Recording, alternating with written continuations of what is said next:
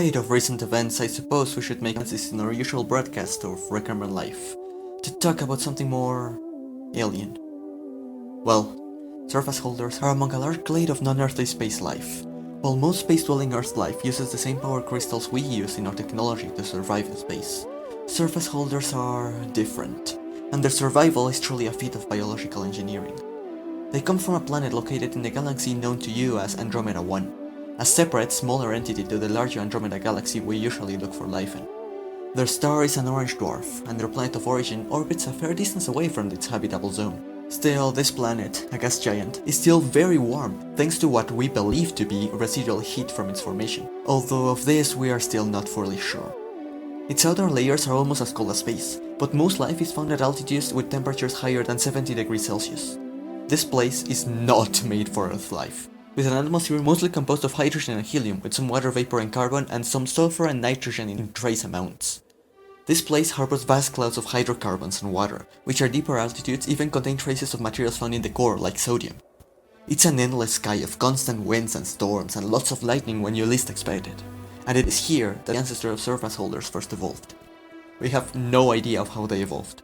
This world, by design, cannot preserve any fossils. All we can do is try to guess at their past through a glimpse into the current biodiversity, most of which is still unknown to us. Most of our teams are currently still trying to understand the people. Either way, we still believe surface holders started out similarly to the smallest planktonic life this world still contains. Small, snowflake-like organisms which drift in the wind and float thanks to thousands of microscopic vacuoles in their bodies filled with hydrogen, a byproduct of their metabolism. They breathe water, by the way. These tiny things actually breathe water! Anyway, they grew larger over time, but still they never developed proper organs. For some reason, these organisms are still a single connected tissue. In fact, we could say they're a singular cell, all of them. They found ways around multicellularity, but that came at a cost, for no organism on this entire planet can get thicker than a set limit their biology imposes. Of course, they found ways around this too, and most creatures in the world currently look like some amalgamation of pom-poms, snowflakes, and origami. The surface holders, though, didn't stay in their homeworld. We're unsure of how they did this, but it seems that as life diversified in the prolific regions, some extremophiles, instead of falling towards the core, where the cytoplasm literally evaporated, went outwards, where it should have frozen instead. To this day, we're still unsure of how such small microorganisms survived there, but the leading hypothesis is that they use ammonium salts, found in their cytoplasm, along larger and complex molecules containing hydrocarbons, to essentially create their own antifreeze. Once these microorganisms became common enough, larger organisms followed them into these regions, to eat them. This led to the evolution of the clade we believe surface holders to be part of, zeppelin-fish. This species, which we have named Filiale altivolans, is a good example of the kind of organism that we believe surface holders descended from. They are a part of the zeppelin-fish, and this is noticeable because of their large spherical body, which is actually composed of a hollow cavity surrounded by a really thin membrane, as thick as anything in this world gets, with a variable number of wings. These wings are attached to bulbous hollow structures near the globe's top, which some of our scientists have called hearts, even though they have nothing to do with circulation. The purpose of these hearts is to slowly lift the wings upwards when they contract, and then rapidly throw them downwards when they return to the original size, creating a tiny amount of lift that over time, and mostly thanks to the thick atmosphere and the constant winds of the planet, lets these organisms actively fly and constantly collect microplankton with the bristles on their underside. The inside of this hollow globe is actually coated with a residue made of waste products, most of them from their respiratory processes. This, which I suppose you could call some kind of excrement, helps the organism by stopping the hydrogen contained within the balloon, also a byproduct of respiration, from diffusing back into the rest of the organism and escaping outwards. Why is this? Because there is a reason for why these organisms are all so thin. Essentially, being a single incredibly elongated cell, they need this thinness in order to diffuse all the necessary materials from the inside to the outside, and vice versa. This ends up being a problem when they want to hold on to something in their balloon, and this is a surprisingly clever solution evolution has found. It is also this unicellular anatomy that allows the organism's wings to function, for essentially the entire surface is one connected membrane. You might have noticed the strings that run from the wings of the balloon to the so-called hearts. These strings take advantage of the singular membrane and lack of differentiation of organs to make the wings move. The whole surface of the organism constantly retracts slowly and then rapidly expands back to its original size. It does this at a molecular level, with the very fabric of its cellular membrane being molecules which in their natural state are extended, but can be folded up to make the whole surface of the organism smaller. The entire organism expands and contracts at the same time, and so the hearts contract, pulling on the strings, which themselves also contract. The wing itself also contracts, and it ends up helping to make flight easier for the organism. This massive contraction of all the body surface ends up with the wing going upwards, and then, when it is released again, it goes back down. These organisms have no eyes, nor do surface holders, but they essentially are eyes. The whole surface, as they have no differentiation of tissues, is ridden with photoreceptive proteins which let the organism navigate by how much light it receives. The closer to the cold planet surface it is, the more light it receives. But it doesn't only navigate through light, for temperature is also a very important factor for these organisms, and so it has a bunch of temperature receptors all over its surface. And yes, we're still not talking about surface holders, which are these things. At least this is the surface holder's larval form. They still have the wide array of wings that the rest of the zeppelin fish possess, but they lack hearts and the strings connecting them. For these wings don't beat back and forth, they simply splay outwards and catch the sun's light, not for photosynthesis but as a way to propel itself. The entire organism is essentially a singular solar sail. While the living part of the surface is also incredibly thin, these wings are coated with the same kind of excretions that would usually be found inside their balloon, which in this case act as a kind of frozen shell that prevents the high pressure materials from inside the organism from being exposed to outer space and rupturing the organism's membranes.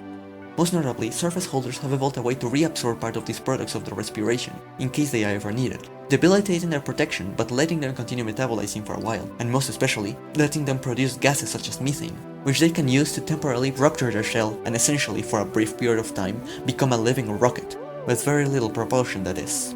This, however, only ever works because most of the core of the surface holder is in fact not the surface holder. Yes, the core is still the balloon-like structure and it is still filled with gases, but most of it is in fact the combination of gases that normally make up the atmosphere of his home planet, because the interior space is full of other organisms. The way that surface holders found to survive space is to essentially become a living ecosystem on their own.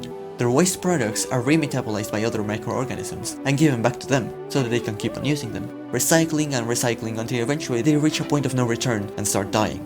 What evolution hopes is for them to have reached a place to metamorphose before this point. And where is this? Well, any kind of planet that has enough materials to support their life cycle, and surprisingly this also includes terrestrial planets. In fact, most adult surface holders that we have spotted have been growing on rocky planets. Whether this is just chance, as indeed the much larger and cloudier gas giants are much harder to search for life, even for something as large as a surface holder, or if it's intentional, we still don't know. That being said, the rocky planets of the surface holder's home system are covered in surface holders. So, how is the adult form? At least that which we actually know of. Well, it looks nothing like any other kind of zeppelin fish. The adult phase starts when the larval surface holder crashes onto the surface of a planet.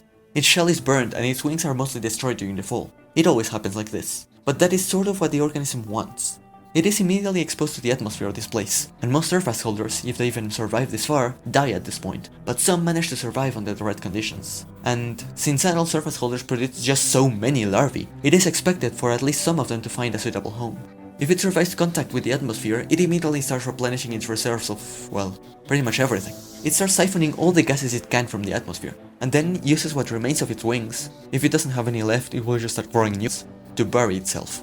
The new wings it sprouts, or the current wings it still had, modifies to turn them into roots. At this point, it also starts to exude digestive enzymes from its entire body, helping it dissolve the rock, or whatever material it had landed on, even if slightly. From this moment on, it begins growing, and fast. Surface holders are called this because once they have latched onto a surface, they hold onto it and never ever leave it. They grow mostly horizontally, although they also start growing lots of hairs all around their body to maximize their surface for collecting materials from the air.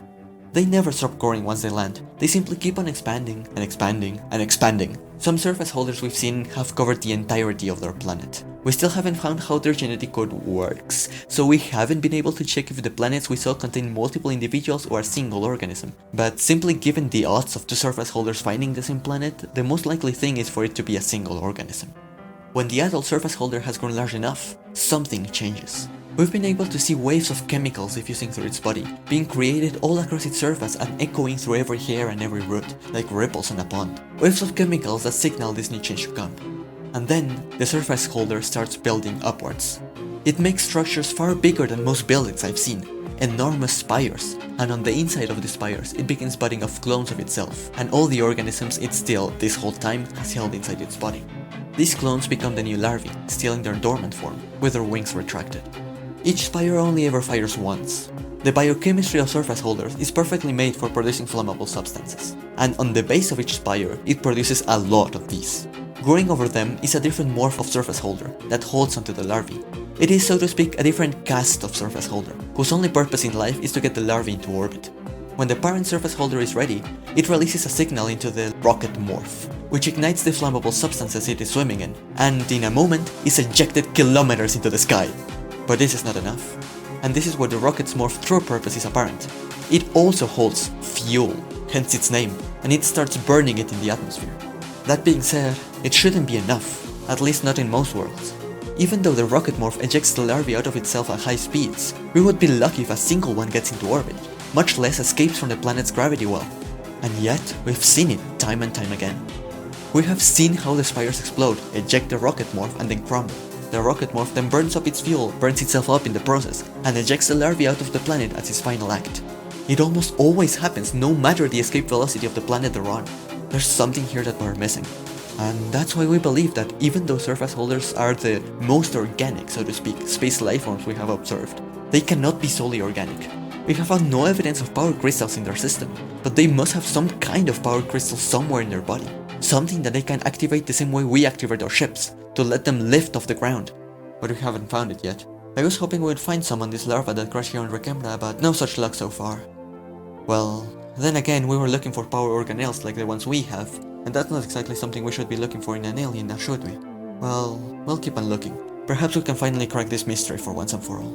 And for now, we're just gonna have to heat this thing up to over 200 degrees Celsius and hope its deterrent chemicals are not enough to keep it alive.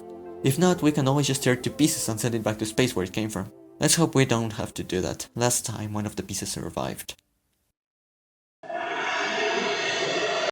Hello, it is I! Yes, I'm the one behind Reccembra, and I'm here just out of character to tell you a little bit about a separate project that I've been working on, besides Reccembra. You could say a much bigger one, because in the end, Reccembra is just one planet, is it not? It's part of a much wider universe, as you have probably known from the last video. And I'm here to announce that I'm not going anywhere, don't you worry. Reccembra will continue until the very last speck of life dies. But I'm also gonna be showing you the rest of this universe. And not just this.